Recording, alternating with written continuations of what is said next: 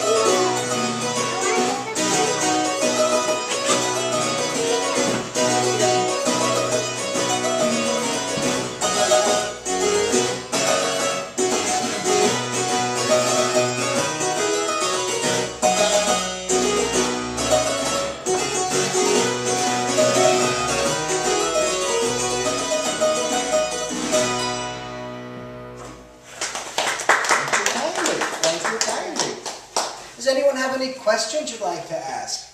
Music or dancing or your life here in the 18th century? I have a question. Butter? If you know how to play piano, can you also play harpsichord? It's very, very different. It's the same keyboard, but I'll show you. When you play a piano, you have to get all the way down to the bottom of the key bed to trigger the hammer strike. The harpsichord plucks at the top of the keystroke. Watch. So I'm going to barely move the key and I get music. You see? So it's a very different type of touch to it. It's much more of a delicacy to it than it would be as the piano. Now, what I can suggest, oh, you must welcome.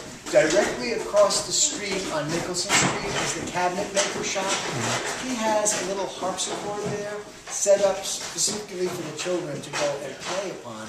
All there, it's nice to have a picture of them, but also you can feel the sensation of it. It's a night and day sort of, oh, it's so different than a piano. And was there a caste system as far as studies and who would be studying what? Absolutely, absolutely, absolutely.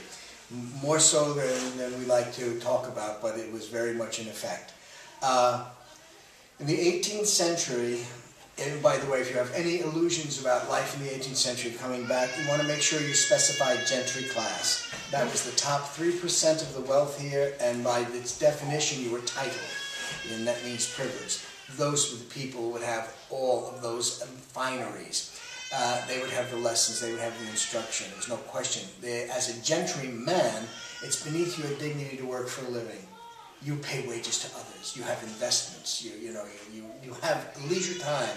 A gentry woman, you do not do any menial service, you are the ones who are being served, that sort of thing.